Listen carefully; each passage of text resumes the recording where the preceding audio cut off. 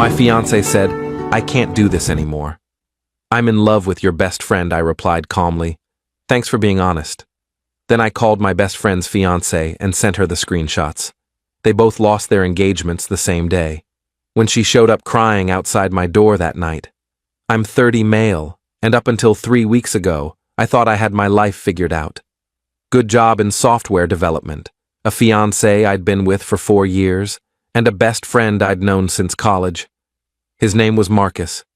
We'd been through everything together: failed classes, bad breakups, his dad's funeral, my mom's cancer scare. When I proposed to Emma 2 years ago, Marcus was the first person I called. When he proposed to his girlfriend Sarah 6 months later, I was his best man at the engagement party. The four of us hung out constantly, double dates every other weekend, group chats that never went quiet. Emma and Sarah became close too, which I loved. It felt like we were building something real, you know? Like we'd all be in each other's weddings, and our kids would grow up together. Last Tuesday, Emma came home from work around 7. I was on the couch working on some code, and she just stood there in the doorway with this look on her face. Not angry, not sad, just empty. "We need to talk," she said. I closed my laptop. "Okay." She sat down across from me, not next to me, and that's when I knew. You always know. "I can't do this anymore," she said. Her voice was flat, rehearsed. "I'm in love with Marcus." I remember the exact feeling. It wasn't shock. It was more like everything suddenly made sense. The way she'd been distant for the past 2 months. How she always volunteered to pick up food when we hung out so she could ride with him. The time I walked into the kitchen and they both got quiet. "How long?" I asked. "Does it matter?" "Yeah, Emma, it does." She looked at her hands. 4 months. 4 months. A third of the year. We'd celebrated her birthday during those 4 months. I'd taken her to that bed and breakfast she'd been wanting to try. We'd had sex. We'd talked about wedding venues. "Does Sarah know?" I asked. "No. And Marcus hasn't told her yet either." That's when something clicked. They'd discussed this. They'd planned it. They were probably planning to sit us both down together like some kind of cruel couples therapy session. "Thanks for being honest," I said. She looked surprised, maybe even disappointed that I wasn't yelling. "That's it? What do you want me to say?" "I don't know. Something. You can stay here tonight if you need to." "I'm going to my brother's." I packed a bag, grabbed my laptop, and left. I didn't slam the door. I didn't cry. I just left. I got to my brother's apartment and told him everything. He wanted to drive back and handle it, but I told him to wait. I needed to think. Then I remembered Emma had left her laptop open on the kitchen counter that morning. We shared a cloud account for photos and documents. I logged in from my brother's place and found exactly what I expected. A separate folder titled Travel Ideas that had nothing to do with travel. Messages between her and Marcus going back 4 months, like she'd said. But it was worse than I thought. Screenshots of conversations where they talked about us, about me and Sarah. One message from Marcus. "He's too focused on work anyway. He won't even notice until it's too late." One from Emma. "Sarah's been talking about wedding dresses. I feel bad, but also like we can't help how we feel." They'd slept together, multiple times. At his place when Sarah was visiting her parents. At our place when I was on that business trip to Austin. I screenshotted everything, every single message. Then I called Sarah. "Hey," she answered. She sounded happy. "What's up?" "Are you home?" "Yeah. Why?" "I'm sending you something. Look at it before Marcus gets back." "What? You're scaring me." "Just look." I sent her the entire folder, 23 screenshots. Then I waited. She called back 4 minutes later, sobbing so hard I could barely understand her. "Is this real?" she kept asking. "Tell me this isn't real." "I'm sorry," I said. "Emma told me tonight." "That fucking coward," she said, and I'd never heard her swear before. He was supposed to come home in an hour, and I was making his favorite dinner. I was making him dinner. We stayed on the phone for almost an hour. She cried. I didn't. I think I was still numb. She told me she was packing a bag and going to her sister's. I told her I was at my brother's. We agreed to regroup in a day or two. That night, Emma called me 11 times. Marcus called me 8 times. I didn't answer either of them. Update 1. By morning, the fallout had started. Emma showed up at my brother's apartment at 6 a.m., banging on the door. My brother answered and told her to leave. She started yelling in the hallway about how I'd betrayed her trust by going through her messages. The irony wasn't lost on anyone. You cheated on me for 4 months, I said from behind my brother, and I'm the one who betrayed your trust? You had no right. Get the fuck out of here, my brother said, and closed the door. Marcus tried a different approach. He sent me a long text around noon. I know you're angry, and you have every right to be. But this isn't how I wanted you to find out. Emma and I didn't plan this. It just happened. We tried to fight it, but some things are bigger than us. I hope one day you can understand that what we have is real and that I never meant to hurt you. You're my best friend, and that will never change. I'm sorry, man. I really am. I read it twice, then blocked his number. Sarah texted me that afternoon. He came by the house and tried to get his stuff. My dad was there. Let's just say Marcus left without his stuff. That made me smile for the first time in 24 hours. But then around 7 p.m., Emma showed up at my brother's building again. This time she was crying. Like full breakdown. My brother wasn't home. I saw her through the window and I made a choice. I'm still not sure was right. I went down. She was sitting on the steps, mascara running down her face. He broke up with me, she said when she saw me. I just stared. Marcus, he broke up with me. He said Sarah's family is threatening legal action because of some prenup clause, and he can't afford to lose his business connections with her dad, and he said we need to take a break until things settle down. I almost laughed. Almost. So you showed up here because what? You want me back? I made a mistake. She sobbed. I don't know what I was thinking. We were good together. We can fix this. No, I said. We can't. Please. I love you. I always loved you. You told me you were in love with Marcus. Yesterday. 24 hours ago. I was confused. I was scared about the wedding, and I panicked and... Emma, stop! But she kept going. She grabbed my arm. She said she'd go to therapy. She said she'd do anything. She said Marcus had manipulated her, which was rich, considering the screenshots of her saying she'd been fantasizing about him for months. Go home, I told her. Pack your stuff. You have until Friday. Where am I supposed to go? I don't know. Marcus's place? She flinched like I'd hit her. I went back upstairs and watched from the window until she finally left. Update 2. By the end of the week, things got messier. Emma moved out, but not without trying 3 more times to talk. I had my brother and 2 friends there during the move to make sure she didn't try anything. She kept crying and looking at me like I was supposed to comfort her. I didn't. Sarah and I met for coffee on Saturday. She looked exhausted. She told me Marcus had been calling her non-stop, saying it was all a mistake, that he loved her, that Emma had seduced him. Same script, different audience. Are you okay? I asked. No, she said honestly, but I will be. What about you? Same. We sat there for a while, not really talking, just existing in the same fucked up situation. They deserve each other, she finally said. Yeah, they do.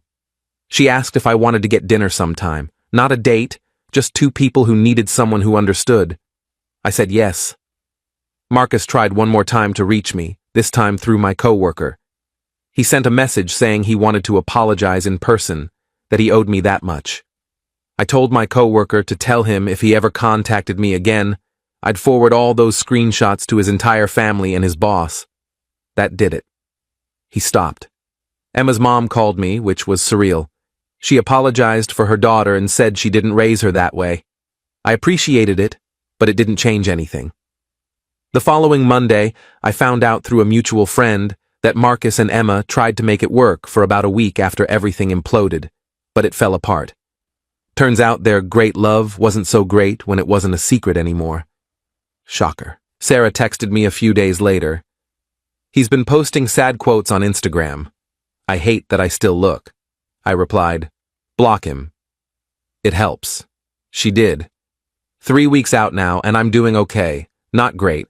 I have days where I'm angry and days where I'm just sad. I canceled the wedding venue and lost the deposit, which hurt. I've been staying with my brother but found my own place that I move into next month. Sarah and I got dinner twice. It's not romantic. We're both too fucked up for that. But it's nice to have someone who gets it without me having to explain. I don't miss Emma. That's the weirdest part. I thought I would, but I don't. I miss who I thought she was. I miss the future I thought we had. But her? The person who could do that and then show up crying because it backfired? I don't miss that person at all. Marcus sent one final message through his cousin. Tell him I'm sorry. I didn't respond. There's nothing left to say. I heard from that same mutual friend that Emma moved back in with her parents and Marcus is seeing someone new already.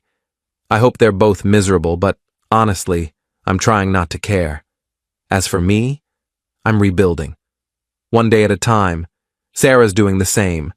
We joked about starting a support group for people whose partners cheated with each other. Maybe we will. Final update. It's been 4 months since everything blew up, and people keep asking for an update, so here it is. Emma reached out again about 6 weeks ago, not to apologize, but to tell me she's in therapy, and her therapist suggested she get closure. I told her I didn't owe her closure and blocked her number. Again. My brother saw her at a grocery store last month, and she apparently tried to ask about me. He walked away without answering. I'm grateful for him. Marcus, from what I've heard through the grapevine, has been through 2 more relationships since Emma. Both lasted less than a month. His business did take a hit. Sarah's father pulled some contracts, and apparently word got around about why. I'm not going to lie and say that didn't feel like justice, because it did. He also got kicked out of our old friend group. Turns out nobody wanted to be associated with what he did. Even the guys who used to make jokes about bros before hoes looked at the screenshots and said he crossed a line. Emma moved to a different city about an hour away. She's working at some startup, posting Instagram stories about new beginnings and choosing yourself. I don't follow her, but mutual friends send me things sometimes. I always tell them to stop. I don't care anymore. That's not bitterness. I genuinely don't care what she does with her life. Sarah and I are still friends.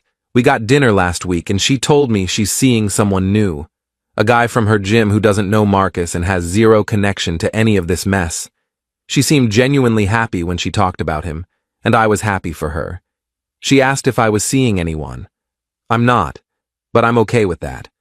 I've been focusing on myself, hit the gym more, picked up guitar again, been hanging out with my brother and some old friends I'd lost touch with. The weirdest thing happened 2 weeks ago. I ran into Marcus at a coffee shop. We made eye contact. He opened his mouth like he was going to say something, and I just walked past him like he didn't exist. He didn't follow me, didn't try to talk, just let me walk past.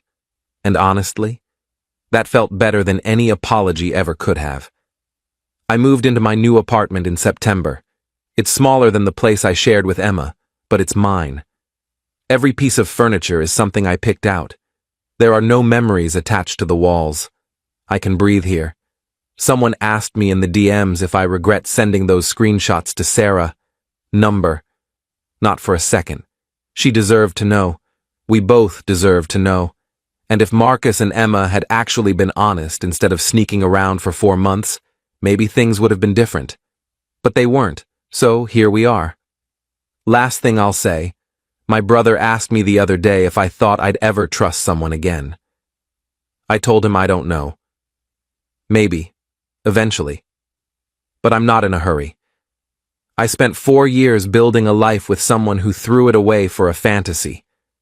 I'm not doing that again until I'm absolutely sure. Life's weird like that. You think you know someone, and then one day they look you in the eye and tell you they love your best friend. And then you realize maybe you never knew them at all. But you move on anyway. And some days, that's enough. My fiancé's mother smiled and said, "We expect certain compromises from you." Her father watched my reaction closely. I didn't hesitate. Understood. I stepped outside and made one quiet call. When I came back, the conversation had stopped, and no one would meet my eyes. I'm 35, and I thought I'd found the person I'd spend my life with. My fiancée and I had been together for 3 years, engaged for 6 months. She came from wealth, the kind where you don't talk about money because it's just always there. I didn't come from that world. My parents were middle class, worked hard, gave me a good life, but nothing extravagant. I'd built my career on my own, done well for myself, but I wasn't in her family's league financially. That had never been an issue between us. Or so I thought. The dinner invitation came 2 weeks before the wedding. Her parents wanted to have one final conversation before the big day. My fiancé said it was normal, just her parents wanting to make sure everything was settled. I didn't think much of it. We arrived at their house at 7 on a Saturday evening. Massive place, the kind with a circular driveway and more rooms than any family needs. Her mother answered the door in a designer dress that probably cost more than my car payment. Her father was in the study, waiting. Come in, her mother said, all smiles. "We're so glad you could make it." My fiancée squeezed my hand as we walked in. She seemed nervous, which should have been my first clue. We sat in the formal living room, the kind of room that looks like a museum where you're afraid to touch anything. Her father poured drinks, expensive whiskey I couldn't pronounce, and we made small talk for about 10 minutes. Weather, wedding plans, honeymoon details. Then her mother set down her glass and folded her hands in her lap. "We wanted to have this conversation before the wedding," she said, "to make sure we're all on the same page about expectations." "Okay," I said. "Our family has certain standards, certain ways of doing things, and when you marry into this family, there are adjustments that will need to be made." My fiancée was looking at her hands, not at me, not at her parents, just her hands. "What kind of adjustments?" I asked. Her father leaned forward. "Financial decisions will need to be discussed with us. Major purchases, investments, that sort of thing. We've been managing the family's wealth for generations. We know what we're doing." "You want oversight of our finances?" "We want input," her mother corrected. "We're not trying to control you. We just want to make sure our daughter is taken care of, that decisions are made wisely. She's an adult. We're both adults. We can make our own financial decisions." Her father smiled, but it didn't reach his eyes. "You're also marrying into a family with considerable assets. Assets that will eventually pass down to our daughter. We need to know those assets will be protected." "Protected from what? From me?" "From poor decisions," her mother said smoothly. "We're not questioning your character. We're simply being practical." I looked at my fiancée. She still wasn't looking at me. "What else?" I asked. "Pardon?" "You said certain adjustments, plural. What else?" Her mother and father exchanged a look, some silent communication I wasn't part of. "We expect you to maintain a certain lifestyle," her father said. "Appropriate social circles, appropriate venues, appropriate presentation.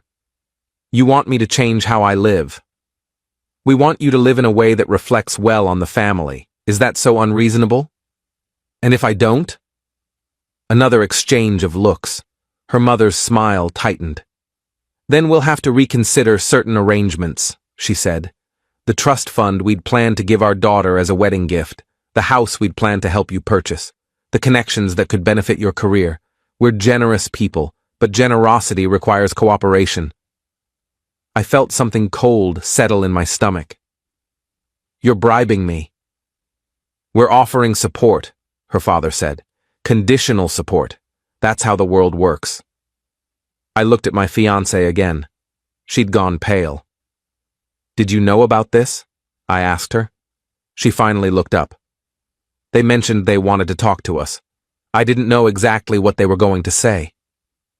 But you knew it would be something like this.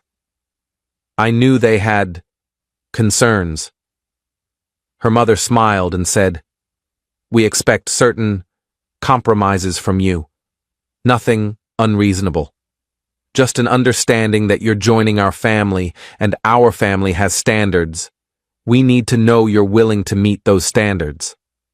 Her father watched my reaction closely, waiting to see if I'd push back or fold. I didn't hesitate. Understood. Her mother looked relieved. Her father relaxed back into his chair.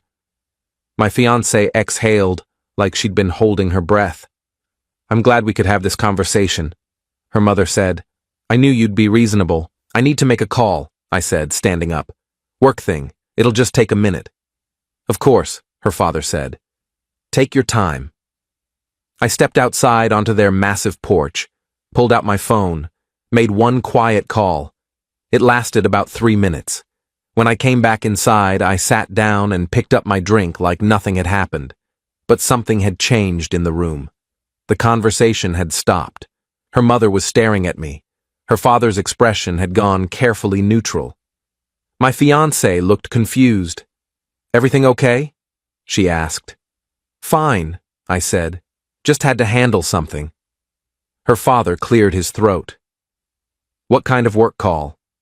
Just coordinating with someone. Nothing urgent. Who did you call? Her mother asked.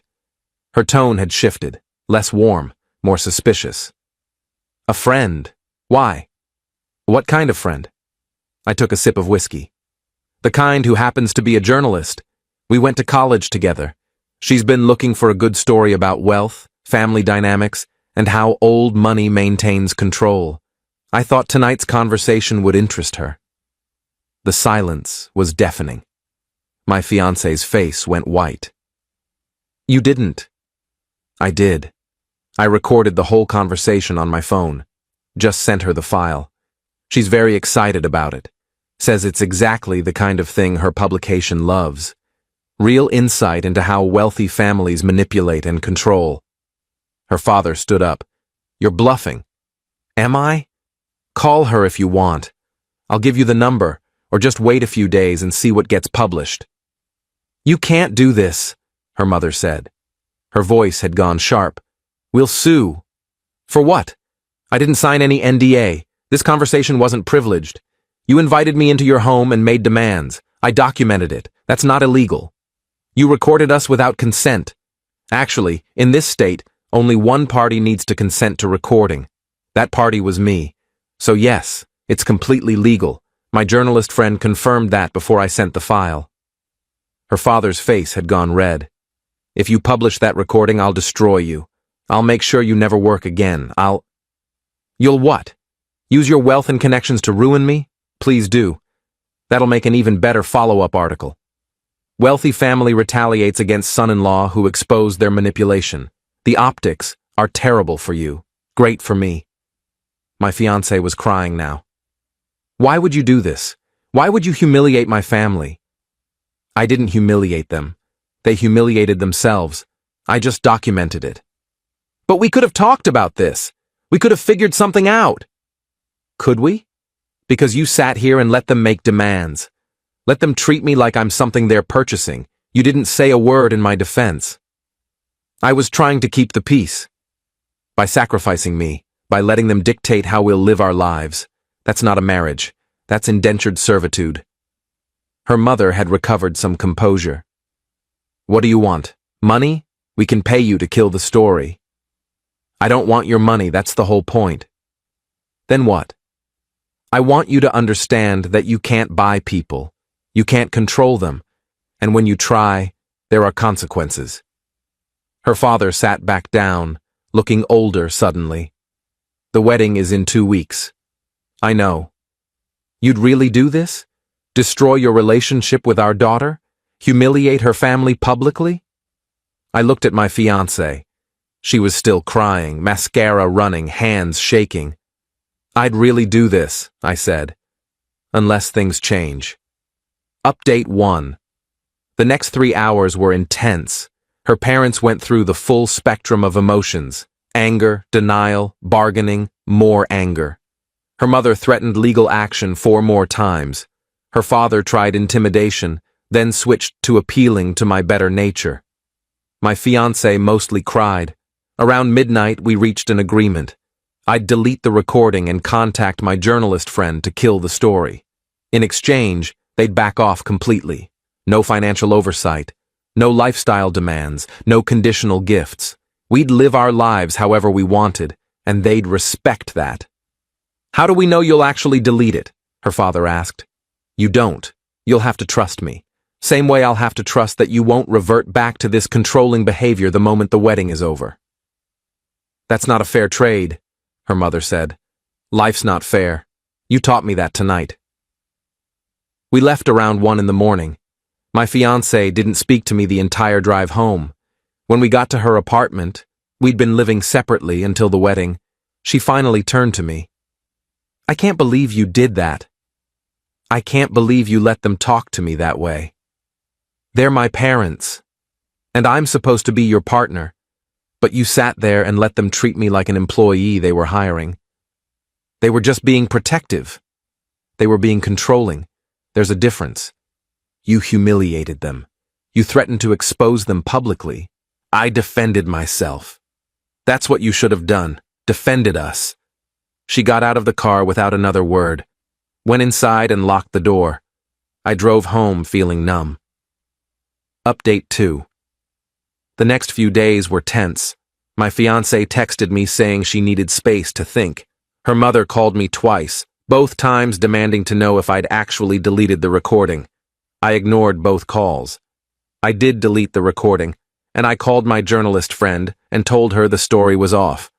She was disappointed, but understood. "For what it's worth," she said, "you had every right to publish it. That was some seriously messed up family dynamics."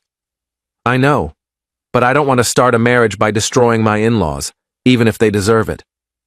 "You're more forgiving than I would be." "I'm not forgiving anything. I'm just choosing my battles." 4 days before the wedding, my fiancé finally called. "Can we meet?" "Sure. Where?" "That coffee shop we went to on our first date." I met her there an hour later. She looked exhausted, like she hadn't been sleeping. "My parents are furious," she said. I figured. "They want me to call off the wedding." "Are you going to?" She looked at her coffee. "I don't know. Part of me thinks I should. What you did was what? Extreme. Manipulative. You recorded a private conversation and threatened to publish it. They made demands and threatened to withhold financial support if I didn't comply. Which one of those sounds more manipulative?" "They're my parents. They've always been like this. I've learned to navigate it. By giving in to everything they want? By choosing my battles. And I'm not worth battling for?" She flinched. "That's not fair." "Isn't it? They literally told me they expect me to change who I am, how I live, what decisions I make, and you sat there quietly and let it happen. The only reason they backed off is because I forced them to, not because you stood up for me, because I stood up for myself. I was trying to keep the peace. There is no peace with people like that. There's only surrender or resistance. You were choosing surrender. I chose resistance." She started crying again. "I don't know if I can marry someone who would do something like that to my family. And I don't know if I can marry someone who would let her family treat me like that. So I guess we both have decisions to make." Update 3. She called off the wedding the next day, sent out messages to all the guests, canceled the venue, returned gifts. It was over. Her parents were relieved, according to mutual friends. They'd never wanted her to marry me anyway. Thought I was beneath their standards. The whole situation just confirmed their concerns. I don't know what I was.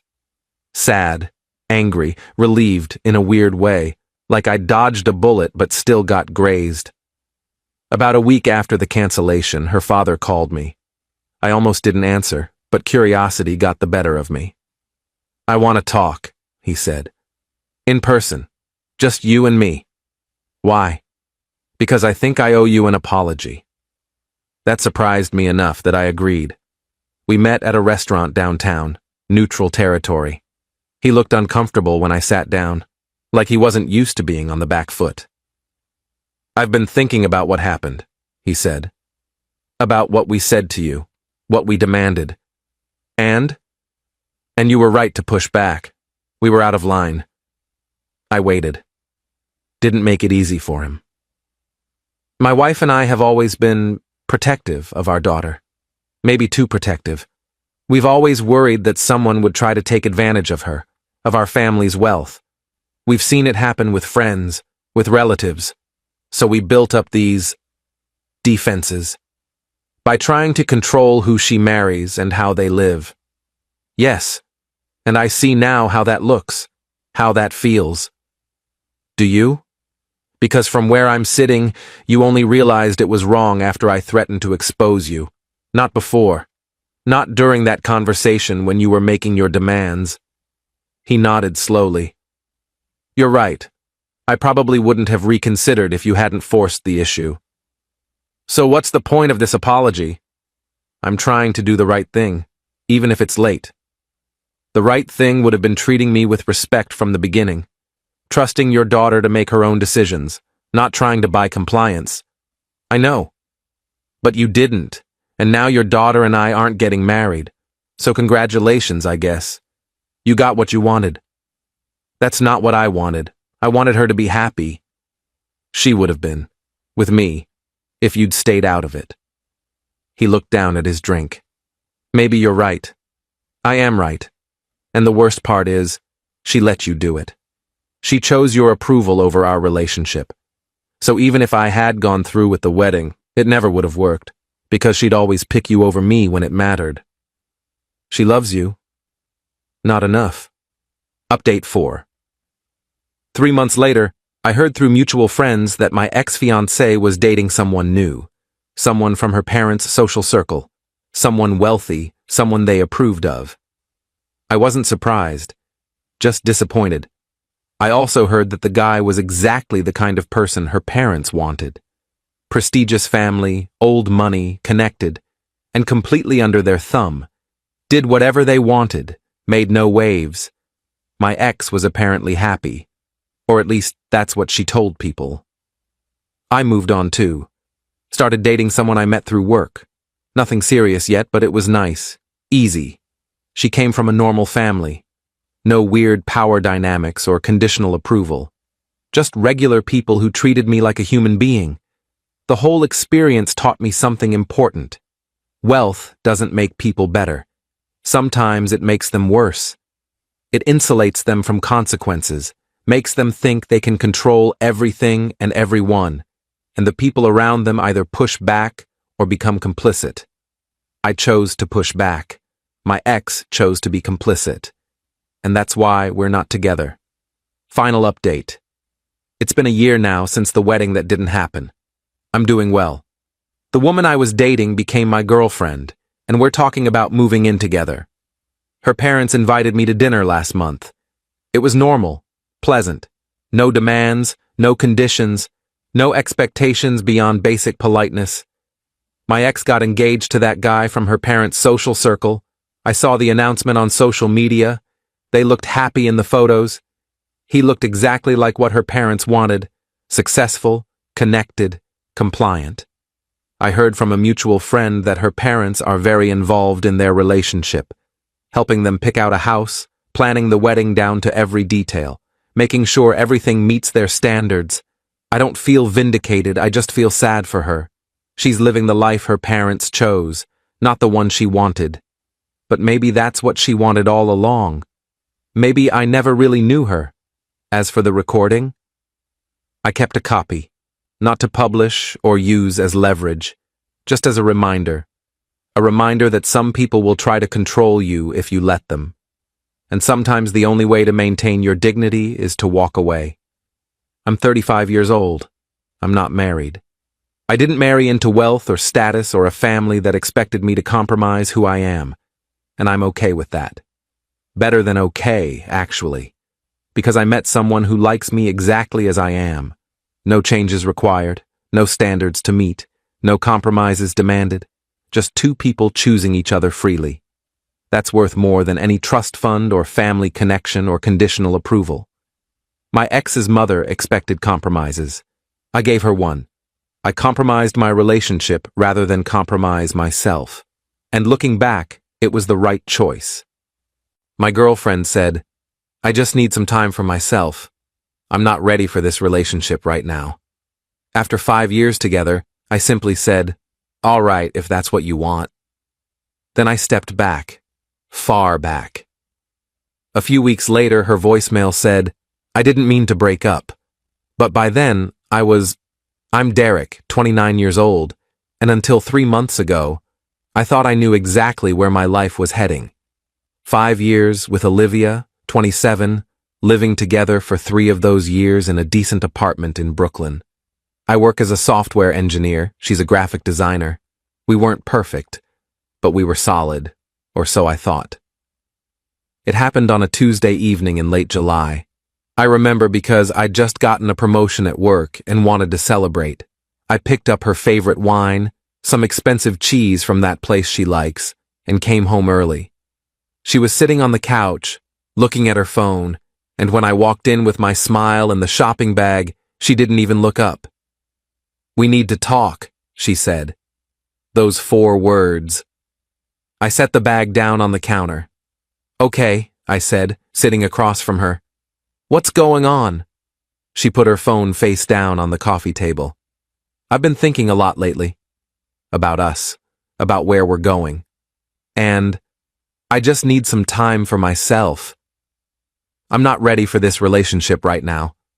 I sat there, processing. 5 years. 3 of them living together. Shared furniture, shared bills, shared life. "Are you breaking up with me?" I asked. "I don't know. I just need space. Time to figure out what I want." "Olivia, we've been together for 5 years. You don't know what you want?" "It's not that simple, Derek. I feel like I've lost myself. I don't know who I am outside of us anymore." I took a breath. "So what does this mean? Do you want me to move out? Do you want to move out?" "I think I should stay with my sister for a while. Just a few weeks. Maybe a month, just to clear my head. Here's what I didn't do. I didn't beg. I didn't cry. I didn't ask her to reconsider. Instead, I stood up, walked to the kitchen, put the wine in the fridge and said, "All right, if that's what you want." She looked surprised. "That's it? You're not going to fight for us? You just told me you need space. What do you want me to do? Tell you that you're wrong about your own feelings? I just thought I don't know. When are you leaving?" "Tomorrow. I already talked to Rachel." "Okay. Do you need help packing?" "No. I've got it." I nodded and went to the bedroom. Heard her make a phone call. Voice low, couldn't make out the words. That night, we slept in the same bed, but might as well have been on different continents. The next morning, Wednesday, she packed 2 suitcases. I made coffee, offered her a cup. She took it, we didn't talk much. When she was ready to leave, she stood by the door. "Derek, I'm sorry." "Don't be. You need to do what's right for you. I'll text you. We can talk about everything once I've had some time." "Sure." She left. I heard her car start, drive away. Then I sat on the couch in our apartment that suddenly felt too big, and I made a decision. I wasn't going to wait around. That afternoon, I called my buddy James. "You still looking for a roommate?" "Yeah, man, why?" "Olivia and I are done. I need a place." "Shit, sorry, bro." "Yeah, the room's still open. When do you want to move in?" "This weekend?" "Works for me." I spent the rest of the week packing my stuff, methodically separated everything. This is mine, this is hers, this is ours. The ours pile I left in the living room. Couch we bought together, TV stand, kitchen table, some decorations. I took my desk, my computer setup, my clothes, my books, kept it simple. I also started going through old photos on my laptop. 5 years of memories. Our first vacation to Maine, the time we drove cross-country, her birthday parties I'd planned, Christmas mornings, all of it stored in neat folders. I backed everything up to an external drive and then deleted them from my main computer. Not out of anger, but out of necessity. I needed to move forward, not keep looking back. There was this one photo that stuck with me, though. Us at her best friend's wedding 2 years ago. Olivia in a blue dress, me in a suit, both of us smiling like we didn't have a care in the world.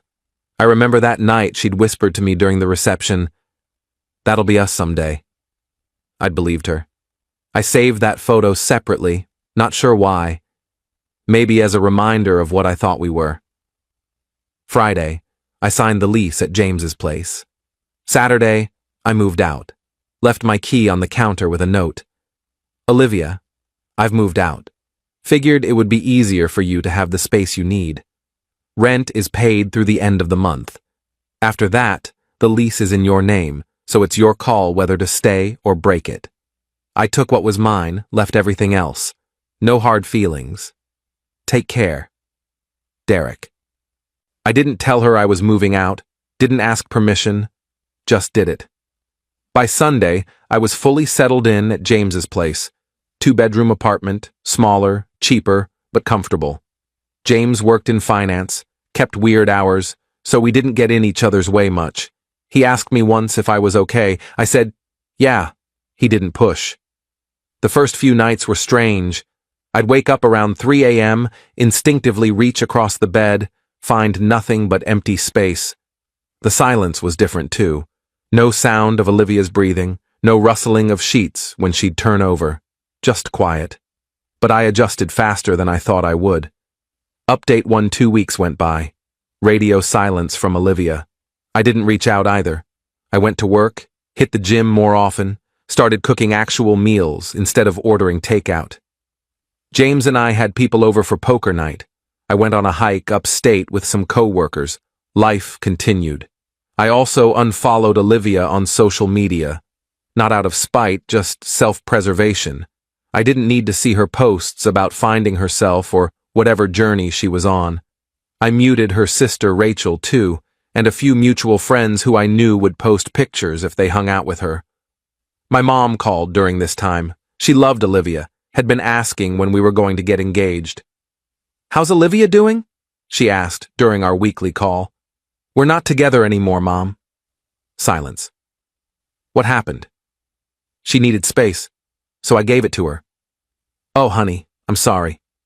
Are you okay?" "Yeah, I'm good. Really. You know you can always come home if you need to." "I know, but I'm fine here. Actually doing better than I expected." She didn't push, but I could hear the worry in her voice when we said goodbye. Then, on a Thursday evening, my phone buzzed. "Olivia. Hey, can we talk?" I stared at the message for a minute, then put my phone down, finished the episode I was watching, made some tea, picked up the phone again. "Sure. What's up? Can I call you?" I'd prefer text for now. 3 dots appeared, disappeared, appeared again. "I went by the apartment yesterday." "You moved out?" "Yeah." "You didn't tell me. You asked for space." "I gave you space. I didn't mean for you to move out completely." "What did you mean then?" "I don't know. I just needed time to think." "And have you? Thought about things?" "Yes. I miss you." I put the phone down again. Looked at those 3 words. I miss you. After 2 weeks of nothing. After telling me she didn't know if she wanted this relationship. I'm glad you've had time to think. I hope you figure out what you want. Derek, don't be like this. Like what? You wanted space, I gave you space. I'm not sitting around waiting for you to decide whether I'm worth your time. That's not fair. What's not fair is asking someone to put their life on hold while you figure yourself out. I'm not doing that. Can we at least meet and talk about this? Maybe eventually. But not right now. I'm good where I am. She didn't respond after that. James came home about an hour later, saw me on the couch with a beer. "Everything cool?" he asked. "Olivia texted. Says she misses me." "What did you say?" "That I'm not waiting around." He grabbed a beer, sat down. "Good. You deserve better than that limbo bullshit." Yeah. 3 days later on Sunday, my phone rang. Olivia. I let it go to voicemail. She called again an hour later. Voicemail again. Then she texted, "Please pick up. I really need to talk to you." I didn't respond. Monday morning she called while I was at work, left another voicemail. I listened to it during lunch. "Derek, please call me back. I know I messed up.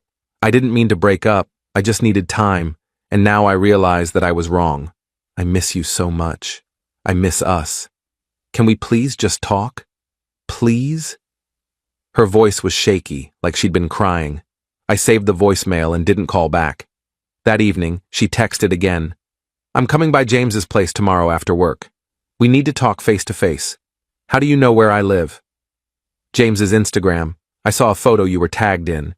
Don't come here, Olivia. I'm coming. You can either let me in or we can talk in the hallway, but we're talking." I showed James the messages. "Want me to be here?" he asked. "Nah, it's fine. I'll handle it." Update 2 Tuesday, 6:30 p.m. Knock on the door. I opened it. Olivia stood there, looking smaller than I remembered. Hair pulled back, no makeup, wearing jeans and a hoodie. Her eyes were red. "Hi," she said. "Hi. Can I come in?" "Sure." She walked in, looked around. "Nice place." "It works." We sat in the living room. Awkward silence. She was fidgeting with her hands, something she always did when she was nervous. I noticed she was still wearing the bracelet I'd given her for her birthday last year. Small details that shouldn't have mattered, but somehow did. "I made a mistake," she started. "I thought I needed space, but what I really needed was to figure out why I was feeling stuck. And it wasn't you, it was me. I was scared.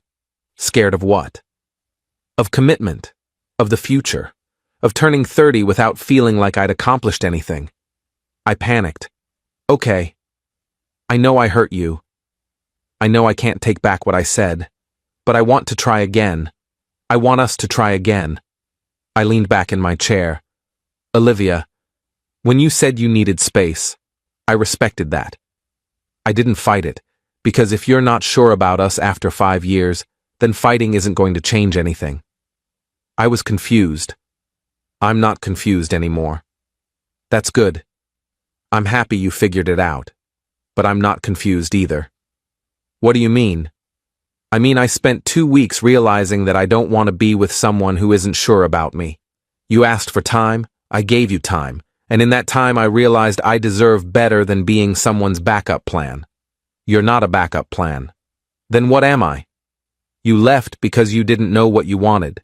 Now you want me back because you missed the comfort. That's not the same as wanting me." "That's not true. Isn't it? Be honest. Did you meet someone else?" She looked away. That was all the answer I needed. "Who is he?" I asked.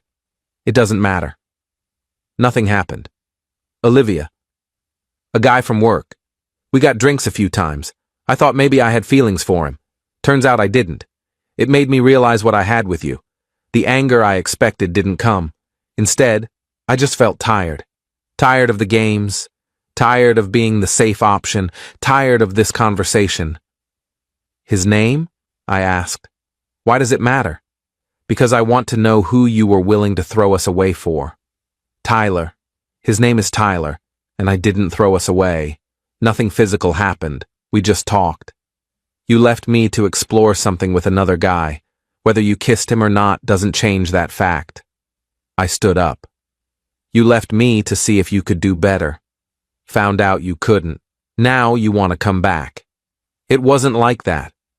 It was exactly like that. And the worst part? You didn't even have the courage to tell me the truth. You made it about needing space, about finding yourself, when really you just wanted to see what else was out there. Derek, please, I think you should go. Don't do this. You already did this. I'm just accepting it. She started crying. Real tears. I love you. I made a mistake. Please don't throw away 5 years because I screwed up. I'm not throwing away 5 years. You did that. I'm just refusing to pretend it didn't happen. She sat there for another minute, crying quietly. Then she stood up, wiped her face. If you change your mind. She started.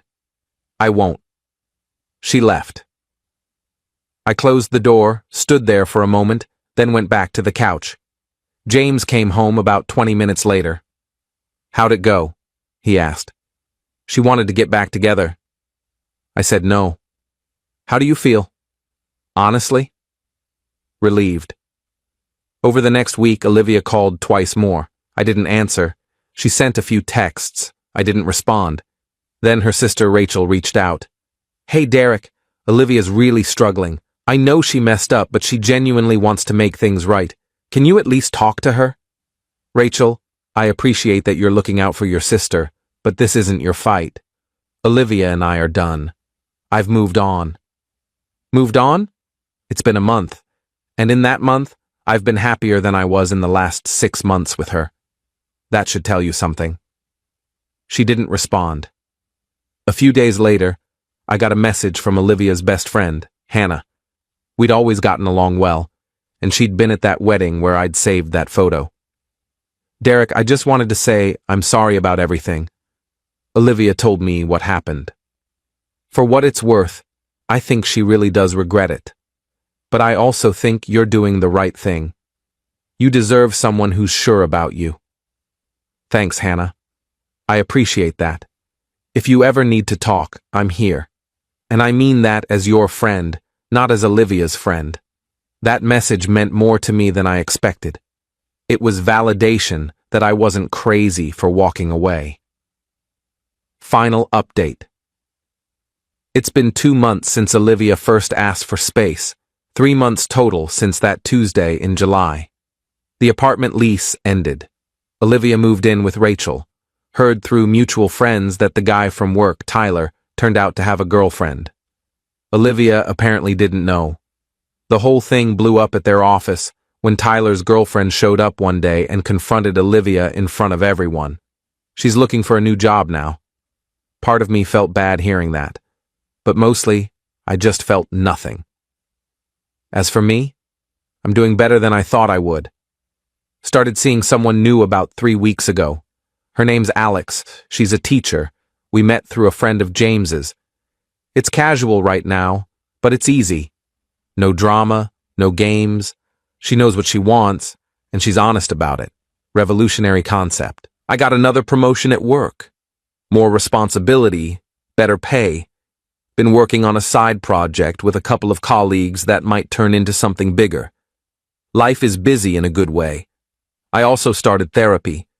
Not because I was falling apart, but because I wanted to understand why I'd stayed with someone who clearly wasn't all in. My therapist helped me see patterns I'd ignored. How Olivia would sometimes go cold for days. How she'd make plans and cancel last minute. How she always needed reassurance but never gave it back. Red flags I'd explained away because I loved her. My workout routine has become almost meditative. I'm up at 6 a.m. most mornings, at the gym by 6:30. It clears my head, gives me structure. I've lost about 15 pounds, put on muscle, feel stronger than I have in years. Not trying to prove anything to Olivia, just proving something to myself.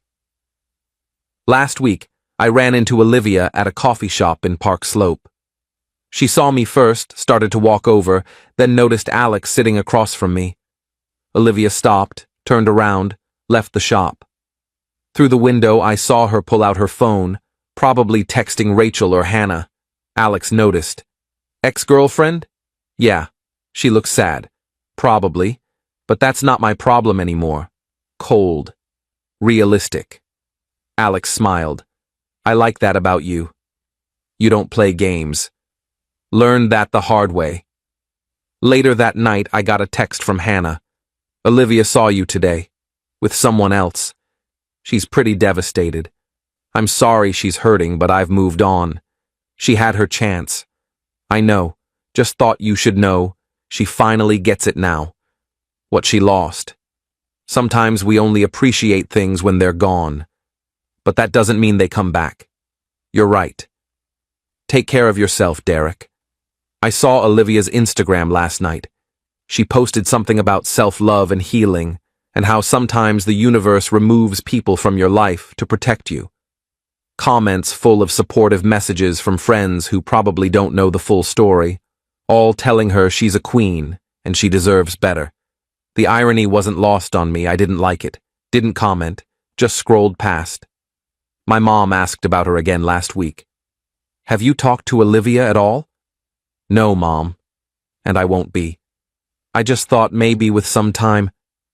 Mom, she left me to chase another guy. There's no amount of time that makes that okay. I'm seeing someone new. Her name's Alex. You'd like her. I'd love to meet her when you're ready. Soon, I promise. My dad got on the phone after. He's not one for emotional conversations, but he said, "Proud of you, son. Takes guts to walk away when someone isn't treating you right." That meant everything. Here's what I learned. When someone asks for space, give it to them. All of it. Don't wait around hoping they'll change their mind. Don't put your life on hold. Don't make yourself smaller so they can feel bigger. Respect their decision and move on. If they come back and you want to try again, that's your choice. But you don't owe them a second chance just because they decided they made a mistake. Olivia taught me that the hard way. And honestly, I'm grateful. Because if she hadn't asked for space, I might have spent years with someone who wasn't sure about me. I might have proposed, gotten married, had kids, all while she wondered if there was something better out there. Now I'm with someone who is sure, someone who chooses me every day without hesitation.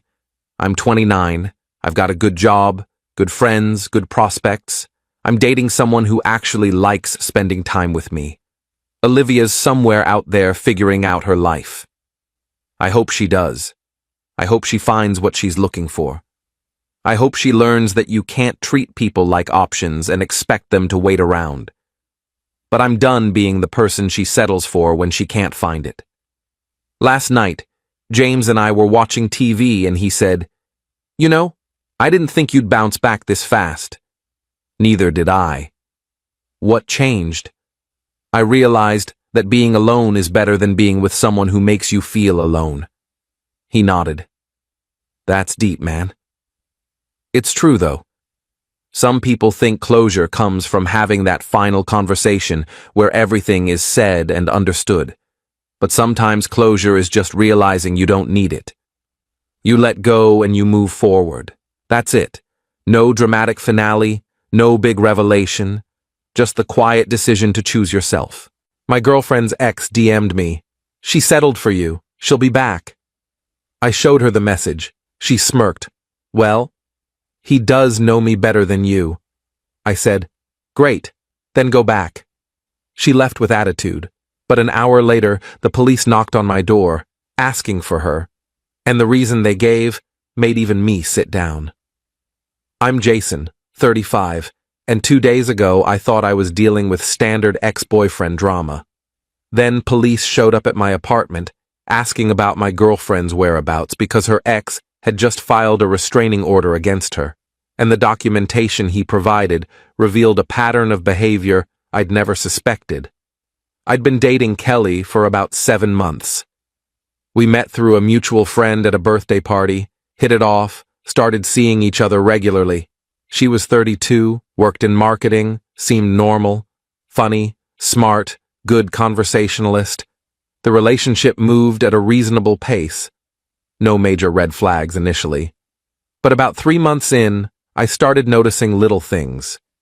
Kelly would bring up her ex, Marcus, more than seemed normal. Not in a "I miss him" way, more in a "let me tell you another story about Marcus" way. She'd reference inside jokes they had, places they'd been together, things he'd said that were funny or meaningful, always framed as past tense, always accompanied by some comment about how she was so over him, but the frequency was notable. I didn't make a big deal about it. Everyone has a past. Everyone processes breakups differently. As long as she wasn't actively pursuing him, I figured the mentions would fade over time as our relationship developed. Then 2 weeks ago, I got a DM on Instagram from Marcus. His profile was public, typical gym bro aesthetic, lots of workout posts and motivational quotes. The message was short. She settled for you. She'll be back. I screenshotted immediately and showed Kelly that night. We were at her apartment having dinner when I pulled it up on my phone. Your ex sent me this. She took my phone, read the message, and actually smirked. Classic Marcus. That's your reaction? He's just trying to mess with you. He does this with everyone I date. Everyone you date? How many people has he done this to? I don't know, like 3, 4. He can't handle that. I moved on. Kelly, that's stalking behavior. That's not normal. It's Marcus being Marcus. He's dramatic. Just ignore him. I'm not ignoring him. I'm blocking him, and you should do the same if he's harassing your partners. She handed my phone back. He's not harassing anyone. He does know me really well. Better than anyone. Sometimes that means he can see things other people can't see. I stared at her. What does that mean? It means we had history. Real history. He knows me in ways you don't yet. So his message has some truth to it? You settled for me? She rolled her eyes. Don't be dramatic. I'm just saying Marcus and I had something real. We understand each other. That doesn't mean I'm going back to him, but I'm not going to pretend our relationship didn't matter. He just messaged your current boyfriend, saying you'll be back with him. That's not reminiscing about past history. That's him believing you're going to leave me for him. Well, he does know me better than you. The way she said it, casual, like it was obvious, hit me wrong. Then go back to him. Excuse me? If Marcus knows you so well, if your connection was so real, if I'm just a settling option until you figure out what you actually want, then go back to him. I'm not interested in being someone's placeholder. You're overreacting. I'm really not. You just basically admitted that your ex's assessment of our relationship has merit, that he understands you better than I do. That's not something you say about a current partner unless you're 1 foot out the door already. I didn't say, you literally said he does know me better than you. In response to him saying you settled for me. That's not a defense of our relationship. That's you agreeing with him. She stood up, grabbed her purse. You know what? I don't need this. I'm going home. Great idea. She left, slammed the door. I heard her car start and drive away. I sat there finishing my dinner, annoyed but also relieved. If she was more invested in her connection with her ex than with me, better to know now. About an hour later, around 8:30 p.m., there was a knock at my door. I figured Kelly had come back to either apologize or fight more. I opened it to find 2 police officers. Evening, sir. Are you Jason Whitmore? Yes. We're looking for Kelly Martinez. Is she here? No, she left about an hour ago. Why? The older officer, a woman probably in her 40s, pulled out a notepad. Marcus Rivera filed a restraining order against Ms. Martinez this afternoon. It was granted. We need to serve her with the paperwork and ensure she understands the terms. I just stood there. A restraining order? Against Kelly? Yes, sir. Mr. Rivera provided documentation of sustained harassment over the past 8 months. Are you in a relationship with Ms. Martinez? I am. Was. I don't know. We just had a fight. May we come in? I let them inside. We sat in my living room, and the female officer explained while the male officer took notes. Mr. Rivera has been documenting Ms. Martinez's contact with him since January. Over 300 text messages, most of which he never responded to. Approximately 50 phone calls, most going to voicemail. Multiple instances of her showing up at his workplace and his home. 3 documented cases of her following him to locations and confronting him in public places. He's been asking her to stop contact for months. She's refused. I felt like the floor had dropped out. Kelly's been stalking Marcus? That's the allegation, yes. And based on the documentation he provided, the judge agreed there was sufficient evidence to grant a temporary restraining order. Has Ms. Martinez exhibited any concerning behavior toward you? No, she talks about him a lot. But I thought she was over him. I thought he was the one who couldn't let go. The officers exchanged a look. Mr. Rivera indicated that Ms. Martinez has told multiple partners that he's been contacting her, that he wants her back. According to him, he's had no voluntary contact with her since their breakup 14 months ago. Every interaction has been initiated by her. The DM he sent me tonight. What DM? I pulled up my phone, showed them Marcus's message. The officer read it, and her expression changed. Mr. Whitmore, this message wasn't sent from Marcus Rivera. Check the account username carefully. I looked. The account was at Marcus Rivera _fit23. Marcus's actual account, which I'd clicked through to when I first got the message, was at Marcus Rivera _fit. The account that messaged me was a fake, one letter different. Kelly made a fake account, I said slowly. She sent me that message pretending to be Marcus. That would be consistent with the pattern Mr. Rivera described. Ms. Martinez has allegedly created multiple fake accounts to contact him, to message his friends, to manufacture situations that make it appear he's pursuing her when he's not. I sat down. She's been doing this the whole time. Did Ms. Martinez ever ask you to confront Mr. Rivera, to contact him on her behalf? No. I blocked what I thought was his account. But now I'm realizing every story Kelly told me about Marcus reaching out, about him showing up places, about him not being able to move on, none of that was real. She was making it up. We can't speak to specific incidents, but based on Mr. Rivera's documentation, he hasn't initiated any contact. We need to locate Ms. Martinez to serve this order. Do you know where she might be? Probably her apartment.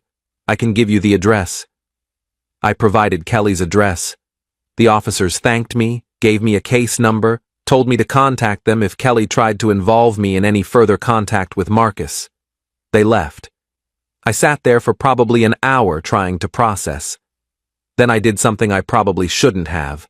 I reached out to Marcus through his real Instagram account. This is Kelly's boyfriend, Jason. Police were just here. I'm sorry. I didn't know what she was doing. The account that messaged me wasn't actually you. He responded within minutes. I figured she was setting something up. She does this with every guy she dates. Manufactures drama with me to keep herself in the victim role. I've been trying to get away from her for over a year. We ended up talking for about an hour. He told me everything. How Kelly had been the one to break up with him initially, citing that she needed space and wasn't ready for commitment. Then a week later, she was dating someone new. Then she started contacting Marcus constantly, crying about her mistake, saying she wanted him back. When he refused, she started showing up places, creating fake emergencies to get him to respond, telling new boyfriends that Marcus was harassing her, manufacturing situations to make herself look like the pursued party instead of the pursuer. She did the same thing with the guy before you, Marcus told me. Sent him messages from a fake account pretending to be me, then showed him the messages to prove I was stalking her. Guy almost came to my gym to confront me before I showed him proof it wasn't my account. Why didn't you get a restraining order sooner? I kept hoping she'd stop, that she'd move on for real. I didn't want to escalate things legally. But then she showed up at my mom's house last week, told my mom we were getting back together. My mom believed her until I showed her months of messages I'd never responded to. That was the final straw. I got a lawyer and filed. Update 1. Kelly tried to call me 17 times that night. I didn't answer. She left voicemails that progressed from confused, "Why are the police looking for me?" to angry, "You sent cops to my house?" to manipulative, "I just wanted to protect what we have. Marcus was really harassing me." I blocked her number. Then I checked the fake Marcus account that had messaged me. It was deleted. Kelly had removed the evidence. The next morning, Marcus sent me a copy of the restraining order documentation. It was extensive, page after page of screenshots, dates, times, locations. Kelly had been texting Marcus multiple times a day for months, following him to his gym, his work, his friends' houses, creating fake social media accounts to contact him when he blocked her real ones, even creating fake accounts impersonating him to manufacture drama with her new partners. There were screenshots of messages to me that I'd never received, sent from another fake account Marcus didn't control. Messages where Marcus said horrible things about me, about Kelly, making it look like he was obsessed with her. Kelly had probably planned to show me those later, escalate the perceived threat. She's done this with every boyfriend since me, Marcus explained over text. Creates this narrative where I'm the obsessed ex who won't leave her alone. Meanwhile, she's the one who won't accept that we're done. I felt sick. I'd almost believed her. Almost bought the story that Marcus was the problem. Update 2. Kelly showed up at my apartment 2 days later. I didn't let her in. "We need to talk," she said through the door. "We don't. The police told me everything. I talked to Marcus. I know what you've been doing. He's lying. He has a restraining order with pages of documentation, screenshots, witnesses. You've been stalking him for over a year while telling everyone he's stalking you. That's not what happened. You created a fake account to message me pretending to be him. I checked. The account that sent me that DM wasn't his real account. You made it. You sent that message to yourself so you could show me and manufacture drama." Silence. "Kelly, you need help. Professional help. What you're doing isn't normal. I don't care what you wanted. You manipulated me. You're violating Marcus's restraining order right now by trying to get me to contact him on your behalf. You need to leave. Jason, please, leave, now, or I'm calling the police." She left. I watched through the peephole as she stood in the hallway for another minute, then finally walked away. Update 3. It's been 3 weeks. Kelly violated the restraining order twice. Once by showing up at Marcus's gym, once by having a friend call him to pass along a message. She's now facing potential criminal charges. I learned from mutual friends that this pattern goes back further than Marcus. Kelly had previous exes who dealt with similar behavior. The friend who introduced us apparently didn't know the extent of it, thought Kelly had just been a bit clingy in past relationships. Marcus and I stay in occasional contact. Not friends exactly, but we have this weird bond of being Kelly's victims. He apologized for the disruption to my life. I told him I was glad I found out when I did, rather than months or years deeper into the relationship. I'm seeing a therapist now, working through trust issues. How did I miss the signs? Were there signs? Should I have known earlier? My therapist says people like Kelly are skilled at manipulation, at creating believable narratives. That I shouldn't blame myself for believing someone I cared about, but I do blame myself a little. The constant mentions of Marcus should have been a bigger red flag. The way she framed everything to make herself the victim should have registered. I wanted to believe her, so I did. Final update. It's been 2 months. Kelly has been charged with stalking and harassment. She's facing trial. Marcus is the primary complainant, but the prosecutor contacted me as a potential witness since I'd also been manipulated as part of her pattern. I haven't seen Kelly since that day at my door. Mutual friends tell me she's bounced between claiming she's the victim and admitting she made mistakes, but insisting they were motivated by love. She tried to contact me through a new social media account last week. I showed the police. They added it to her file. I'm dating again. Slowly, carefully. More aware of red flags. Less willing to accept behavior that doesn't sit right just because someone has a plausible explanation. Marcus is doing well. He's in a new relationship with someone who Kelly hasn't found out about yet. He's keeping it private deliberately, hoping Kelly will eventually lose interest and move on. The mutual friend who introduced us apologized profusely. Said she'd had no idea how bad Kelly's issues were, that she'd only heard Kelly's side of the story with previous exes. She's cut off contact with Kelly entirely. I learned a lot from this, about trusting but verifying, about how someone can seem completely normal while engaging in seriously disturbed behavior behind the scenes, about how easy it is to manipulate people by playing the victim. Kelly's ex DM'd me saying she'd settled for me and would be back. Turned out, Kelly sent that message to herself, manufactured the drama, and used it to maintain her narrative that Marcus was obsessed with her while she was the one who couldn't let go. I'm Jason, 35, single again. Learning that sometimes the person claiming to be stalked is actually the stalker, that sometimes the crazy ex isn't actually crazy. They're just trying to get away from someone who won't leave them alone. Kelly created an entire fiction about Marcus's behavior to justify her own.